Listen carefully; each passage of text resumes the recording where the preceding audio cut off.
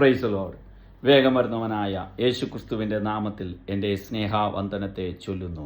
ഇന്നത്തെ വചനചിന്തയ്ക്കായിട്ട് ദൈവത്തിൻ്റെ ആത്മാവ് എന്നിൽ പ്രകാശിപ്പിച്ച ചില ദൈവവചനവുമായി പ്രിയരായിട്ട് കടന്നു വരുവാൻ കർത്താവ് തന്ന നല്ല അവസരത്തിനായി ഞാൻ ദൈവത്തിന് നന്ദി കരയിട്ടുന്നു.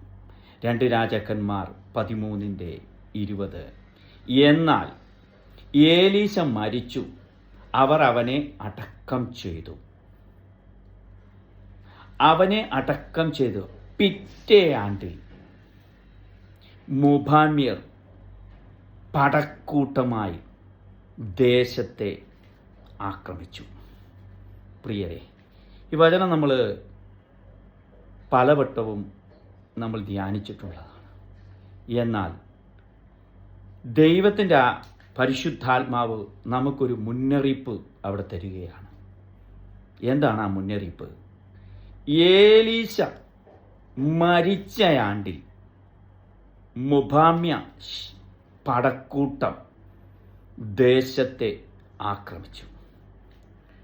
ഒരു ദൈവിക ഭക്തൻ, അഭിഷേകമുള്ള ദൈവ ഭക്തൻ മരിച്ചു കഴിഞ്ഞപ്പോൾ ശത്രുവിൻ്റെ പടക്കൂട്ടം ദേശത്തെ ആക്രമിച്ചു. പ്രിയരെ, ഈ ദൈവഭക്തൻ ജീവിച്ചിരുന്ന കാലത്ത് ഒരു ശത്രു കടന്നു വരാതെ ആ ദൈവഭക്തനിൽ അടക്കം ചെയ്തിരുന്ന ഒരു അഭിഷേകം ആണ് അതിൻ്റെ യഥാർത്ഥ രീതിയിലുള്ള തെളിവ്. പ്രിയരെ, നമ്മളും പല സാഹചര്യത്തിൽ നമ്മളെ ആക്കി തീർത്തു വച്ചിട്ടുണ്ട്. പൗലോസ് ഇങ്ങനെ ഒരു വാക്യം പറയുന്നുണ്ട്: എൻ്റെ മകനെ തിമത്തിയോസേ, നിന്നിലുള്ള ദൈവത്തിൻ്റെ കൃപാവരങ്ങൾ ജ്വലിക്കപ്പെടണം. നമ്മളിൽ ദൈവത്തിൻ്റെ ഒരു അഭിഷേകം അടക്കം ചെയ്തുപെട്ടിരിക്കുന്നു. നമ്മൾ ആരാണ്? ഉപദേശത്തിൻ്റെ ചില നിധികളുള്ളവർ. ഞാനിവിടെ 5 ദൈവഭക്തന്മാരെക്കുറിച്ച് 5-6 ദൈവവൃദ്ധന്മാരെക്കുറിച്ച് ഞാനിങ്ങനെ വചനത്തിലൂടെ കടന്നു പോകുവാൻ ഇടയായി തീർന്നു. Praise the Lord, hallelujah. കർത്താവ് നമ്മളോട് സംസാരിക്കും, കർത്താവ് നമ്മളെ ബലപ്പെടുത്തും. അവൻ്റെ സാന്നിധ്യമാണ്. ഏലീശയോട് കൂടെയിരുന്ന അഭിഷേകം അനേക ഭക്തന്മാരോടും കൂടെ ഇരുന്നിട്ടുണ്ട്. നമ്മോട് കൂടെ ഇരിക്കുവാൻ ദൈവം വിശ്വസ്തനാണ്. ഹല്ലേലൂയ. തെസ്സലോനിക്കർക്ക് എഴുതിയ 2:6 പറയുന്നു, അവൻ സമയത്തിനു മുമ്പേ വെളിപ്പെടുമെന്നെ ഇപ്പോൾ തടുക്കുന്നത് എന്ത്? ഇതുവരെ തടുക്കുന്നവൻ വഴിയിൽ നിന്ന് നീങ്ങിപ്പോകുക വേണം. എന്താണ് തടുക്കുന്നവൻ വഴിയിൽ നിന്ന് നീങ്ങിപ്പോകണം എന്ന് പറയുന്നത്? ഒരു കൂട്ടരാണ്. തടുക്കുന്നവൻ അധർമ്മമൂർത്തി, തടുക്കുന്നവൻ വഴിയിൽ നിന്ന് മാറണം. എന്നാൽ മാത്രമേ അധർമ്മമൂർത്തിക്ക് വെളിപ്പെടുവാൻ കഴിയുകയില്ല. തടുക്കുന്നത് ആരാണ്? പരിശുദ്ധാത്മാവ് ഈ ഭൂമിയിൽ നമ്മെ ആക്കി വച്ചിരിക്കുന്നു. ആര്? സഭ എന്ന ഒരു കൂട്ടർ ഇവിടെ ഉണ്ട്. സഭ എന്ന കൂട്ടർ ഇവിടെയുള്ള കാലം വരെ അധർമ്മമൂർത്തിക്ക് വെളിപ്പെടുവാൻ കഴിയുകയില്ല. പ്രിയരെ, അന്ധകാരശക്തിക്ക്, എതിർശക്തിക്ക്, എതിർ ക്രിസ്തുവിൻ്റെ ആത്മാവ് ഈ ലോകത്തെ ഭരിക്കുവാനായിട്ട് വ്യഗ്രപ്പെട്ടുകൊണ്ടിരിക്കുന്നു. അതിങ്ങനെ കടന്നു വരാതിരിക്കുന്നത് തടുക്കുന്ന ഒരു വ്യക്തിയുണ്ട്. തടുക്കുന്നത് പരിശുദ്ധാത്മാവാകുന്നു. പരിശുദ്ധാത്മാവാകുന്ന സഭ ഇവിടെ നിൽക്കുന്നത് കാലം വരെ അധർമ്മമൂർത്തിക്ക് വെളിപ്പെടുവാൻ കഴിയുകയില്ല. സഭ എന്താണ് ചെയ്യുന്നത്? പ്രാർത്ഥിക്കുന്ന ദൈവ പൈതൽ, ദൈവത്തെ സേവിക്കുന്ന ദൈവിക ഭക്തന്മാർ ഇവിടെയുള്ള കാലം വരെ, പ്രിയരെ, ഈ ദൈവശബ്ദം കേൾക്കുമ്പോൾ ഒരു അന്ധകാര ശക്തിക്കും ഒരു പൈശാചിക ശക്തിക്കും നിന്നെ തൊടുവാൻ കഴിയുകയില്ല. കാരണം എന്താണ്? ദൈവസഭയുടെയുള്ള കാലം വരെ, ദൈവത്തിൻ്റെ കരുതലുള്ള കാലം വരെ, ദൈവത്തിൻ്റെ ആത്മാവ് ചില ദൂതുകൾ പറയുന്നുണ്ട്, തടുക്കുന്നവൻ വഴിയിൽ നിന്ന് മാറുന്ന ഒരു കാലം വരും. അന്നാരം അധർമ്മമൂർത്തി വെളിപ്പെട്ടു വരും. പ്രിയരെ, ഹല്ലേലൂയ. നമ്മുടെ കർത്താവായ യേശു ക്രിസ്തു ഒരു കൂട്ടരെ കുറിച്ച് പറയുന്നുണ്ട്. മത്തായിയുടെ സുവിശേഷം 5-ാം അധ്യായം അതിൻ്റെ 13-ാമത്തെ വാക്യത്തിൽ, നിങ്ങൾ ഭൂമിയുടെ ഉപ്പാകുന്നു. ഉപ്പ് കാരമില്ലാണ്ടായിപ്പോയാൽ എന്തുകൊണ്ട് രസം വരുത്താം? പുറത്ത് കളഞ്ഞിട്ട് മനുഷ്യർക്ക് ചവിട്ടുവാനല്ലാതെ മറ്റൊന്നിനും കൊള്ളുകയില്ല. നിങ്ങൾ ഈ ലോകത്തിൻ്റെ വെളിച്ചമാക്കി വച്ചിരിക്കുന്നു. പ്രിയരെ, കർത്താവ് നമ്മെ നോക്കിയിട്ട് നമ്മുടെ അരുമനാഥനായ യേശു പറയുകയാണ്, നിങ്ങളാണ് ഭൂമിയുടെ ഉപ്പ്. Praise the Lord. ഏത് വിഷയമുണ്ടെങ്കിലും, ഏത് സദ്യ ഉണ്ടെങ്കിലും, ഞാൻ ഇടയ്ക്ക് പറയാറുണ്ട്, ഹല്ലേലൂയ, സ്നേഹസദ്യയാണ്. സ്നേഹസദ്യകളിൽ മറഞ്ഞു കിടക്കുന്ന പാറകൾ നിങ്ങളോടുകൂടെ വിരുന്ന് കഴിച്ചു നിങ്ങളെ തന്നെ തീറ്റുന്നവരും, വെള്ളമില്ലാത്ത മേഘങ്ങളും, ഇല കൊഴിഞ്ഞതും ഫലമില്ലാത്തതും വേരറ്റുപോയ വൃക്ഷങ്ങൾ. കണ്ട, യൂദാപുസ്തകം പറയുന്നതാ. ഹല്ലേലൂയ. യൂദയുടെ ലേഖനം എത്ര കനകേറിയമാതാ, നമ്മളെ ആശ്വസിപ്പിച്ച് വഴി നടത്തുകയാണ്. ഞാൻ ഈ വാക്യത്തിലേക്ക് കടന്നു വരികയാണ്. നിങ്ങൾ ഭൂമിയുടെ ഉപ്പാകുന്നു. ഉപ്പിനെ ഏത് സദ്യകളിലും കാണാൻ കഴിയുകയില്ല. എന്നാൽ മറ്റുള്ള പൗഡറുകൾ എല്ലാവരെയും കാണും, എല്ലാവരും അറിയും. ഇന്ന് അനേക പൗഡറുകൾ വെളിപ്പെട്ടിട്ടുണ്ട്, എരിവുള്ളതും കളറുള്ളതും. എന്നാൽ പ്രിയരെ, നാം ആകുന്ന ഉപ്പ്, പ്രൈസ് ദി ലോർഡ്, ഈ ലോകത്തിൽ നിന്ന് മാറ്റപ്പെട്ട് കഴിഞ്ഞാൽ ഭൂമിയുടെ ഉപ്പാകുന്ന ഹല്ലേലൂയ നിക്ഷേപം, ആ പൊന്ന്, ആമേൻ, ഇവിടെ നിന്ന് മാറപ്പെടാൻ പോകുന്നു. അതാണ് കർത്താവ് പറയുന്നത്, തൻ്റെ ഭക്തന്മാരെ ചേർക്കുവാൻ. പത്രോസ് പറയുന്നുണ്ട്, തൻ്റെ ഭക്തന്മാരെ ചേർക്കുവാൻ അവൻ വരുന്നു. അവൻ വരുന്നത് എങ്ങനെയാണെന്നറിയാവോ? കള്ളൻ വരുന്നത് പോലെയാണ്.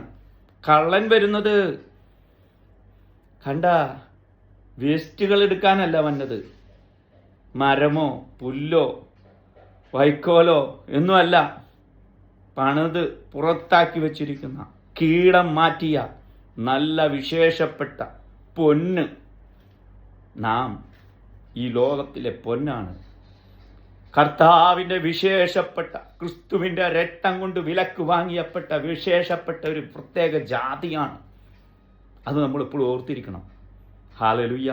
പൗലോസ് തൻ്റെ സുവിശേഷ ഘോഷണത്താൽ തൻ്റെ മകനെ, എൻ്റെ മകനെ, ഞാൻ നല്ലപോലെ പൊരുതി ഓട്ടം തികച്ചു, വിശ്വാസം കാത്തു, നീതിയുടെ കിരീടം എനിക്കായി ലഭിച്ചിരിക്കുന്നു, ഞാൻ പാനീയാഗമായി ഒഴുക്കപ്പെടാൻ പോകുന്നു, എൻ്റെ നിര്യാണകാലം അടുത്തിരിക്കുന്നു, നീ എൻ്റെ കൂടെ വാ, എൻ്റെ പുസ്തകങ്ങളും പുതപ്പുകളുമായി നിന്നെ ഒന്നുകൂടെ കാണുവാനുള്ള ഒരു വാഞ്ച, ചില ദൗത്യങ്ങൾ നിന്നെ ഏൽപ്പിക്കുവാനുണ്ട്. പൗലോസ് ലേഖനത്തിൽ ഇങ്ങനെ പറയുന്നു, മകനെ തിമത്തിയോസേ, നിന്നെക്കുറിച്ച് ക്രിസ്തുവേശുവിൽ നീ ക്രിസ്തുവിൻ്റെ നല്ല പഠനമായി നീയും എന്നോടുകൂടെ കഷ്ടം സഹിക്കുക, പടചേർത്തവനെ പ്രസാദിപ്പിക്കേണ്ടതിന് യാതൊരു പടയാളിയും ജീവനകാര്യത്തിൽ ഇടപെടരുത്. ഒരുത്തൻ മല്ല് കെട്ടിയാലും ചട്ടപ്രകാരം പോരാടിയില്ലെങ്കിൽ കിരീടം പ്രാപിക്കുകയില്ല. അധ്വാനിക്കുന്ന കൃഷിക്കാരനത്രേ ആദ്യം ഫലം അനുഭവിക്കുന്നത്. ഞാൻ പറയുന്നത് ചിന്തിച്ചു കൊള്ളുക. കർത്താവ് നിനക്ക് സകലത്തിലും ബുദ്ധി നൽകുന്നല്ലോ. ദാവീദിന്റെ സന്തതിയായി ജനിച്ചു മരിച്ചിട്ട് ഉയർത്തെഴുന്നേറ്റിരിക്കുന്ന യേശു ക്രിസ്തുവിനെ ഓർത്തുകൊള്ളുക. അതാകുന്നു എൻ്റെ സുവിശേഷം. അതറിയിക്കുന്നതിൽ ഞാൻ ദുഷ്പ്രവർത്തിക്കാരെന്ന പോലെ ചങ്ങല ധരിച്ചു കഷ്ടം സഹിക്കുന്നു. ദൈവവചനത്തിനോ ബന്ധനമില്ല.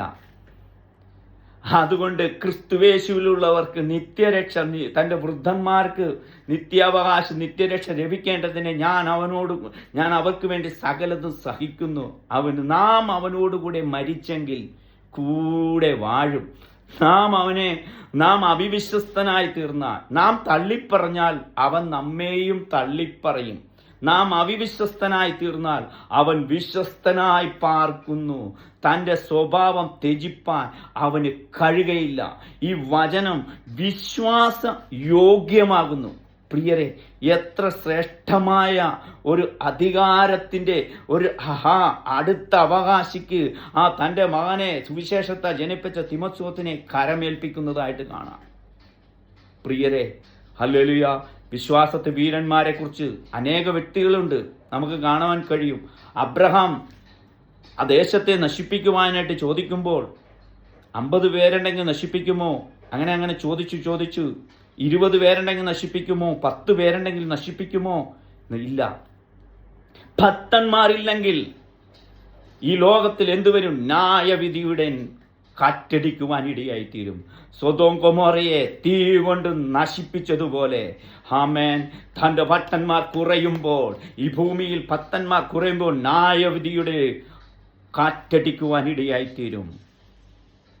അമ്മായിയപ്പനോട് ലോത്തിന്റെ അമ്മായിയപ്പന്മാർക്ക് 2 മക്കളുണ്ടായിരുന്നു. ആ 2 മക്കളിൽ വിവാഹം നിശ്ചയം വെച്ചിരുന്ന 2 മക്കളുണ്ടായിരുന്നു. അപ്പോൾ ലോത്ത് പറയുന്നു, മക്കളെ, ദൈവം എന്നോട് പറഞ്ഞു ഈ ദേശത്തെ നശിപ്പിക്കാൻ പോകുന്നു, തീയും ഗന്ധകം വിടാൻ പോകുന്നു, ഈ ദേശത്ത് നിന്ന് മാറിപ്പോണം. അപ്പോൾ ആ മക്കള് പറയുകയാണ്, കളി പറയല്ലേ അമ്മായിയപ്പ. പ്രിയരെ, നമ്മൾ ഈ സുവിശേഷം ഈ ഉപ്പാകുന്നത് നമ്മൾ ആ വ്യക്തികളോട് പറയുമ്പോൾ കളി പറയില്ലേ എന്ന് പറയുന്നു. വിശ്വാസത്താൽ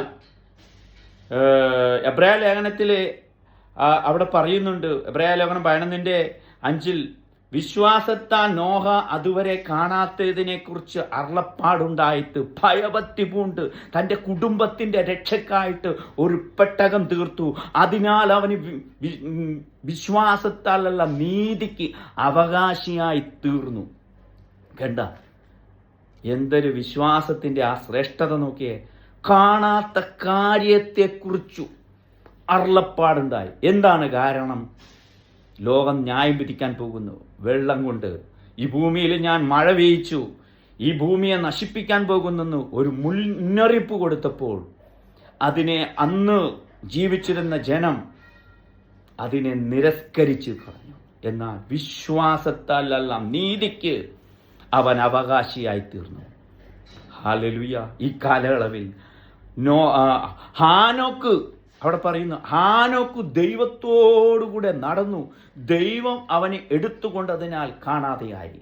പ്രിയരെ, ഹല്ലേലൂയ. ഈ കാലയളവിൽ നമുക്ക് ദൈവത്തോടുകൂടെ, ചില വ്യക്തികളോടുള്ള ദൈവത്തിൻ്റെ ദൂതാണ്. ഹല്ലേലൂയ. കഷ്ടതയുണ്ടാവും, പരിഹാസമുണ്ടാവും, നിന്ദയുണ്ടാവും. എന്നാൽ ഹല്ലേലൂയ, ഹാനോക്ക് ദൈവത്തോടു കൂടെ നടന്നു.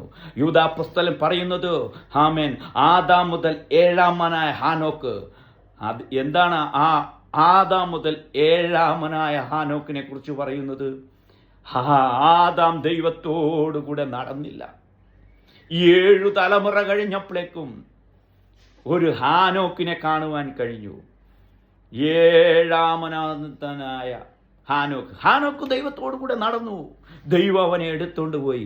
പ്രിയരെ, നമ്മുടെ കർത്താവ് നമ്മളെ എടുക്കുവാൻ വരുന്നു. ഹല്ലേലൂയ. അത് രഹസ്യവരവാണ്. ആ വരവെങ്കിൽ എടുക്കപ്പെട്ടു കഴിഞ്ഞാൽ, സഭ ഇവിടെ നിന്ന് മാറിക്കഴിഞ്ഞാൽ അധർമ്മമൂർത്തി വെളിപ്പെടും. ഏലീശ മരിച്ചപ്പോൾ മുഭാമ്യ ശക്തികൾ കടന്നു വന്നതുപോലെ ഹല്ലേലൂയ, ദൈവിക ഭക്തന്മാർ ഈ ലോകത്തിൽ നിന്ന് മാറ്റപ്പെട്ട് കഴിയുമ്പോൾ ദൈവത്തിൻ്റെ ന്യായവിധിയുടെ ഹല്ലേലൂയ ചില വിത്തുകൾ ഇവിടെ വരുവാനിടയായിത്തീരും. ചില അന്ധകാരത്തിൻ്റെ ശക്തികൾ എഴുന്നേൽക്കും. അന്ന് ആർക്കും പിടിച്ചു നിൽക്കാൻ കഴിയുകയില്ല. ഈ ശബ്ദം കേൾക്കുമ്പോൾ നിങ്ങൾ ഒരുക്കമുണ്ടാവാനായിരിക്കണം. നമ്മുടെ ഈ സഭ ഇവിടെ നിന്ന് എഴുകപ്പെടാൻ പോകുന്നു. നമ്മുടെ കർത്താവിൻ്റെ വരവ് ഏറ്റവും അടുത്തിരിക്കുമ്പോൾ നമ്മളും ഹല്ലേലൂയ ഉപദേശത്തിൻ്റെ നല്ല നിധികളായി തീരുവാൻ, നല്ല ഉപദേശത്തിൽ നിലനിൽക്കുവാൻ കർത്താവ് നമ്മളെ ഓരോരുത്തരെയും ബലപ്പെടുത്തുമാറാകട്ടെ. കർത്താവ് നമ്മളെ ബലപ്പെടുത്തട്ടെ. ആമേൻ.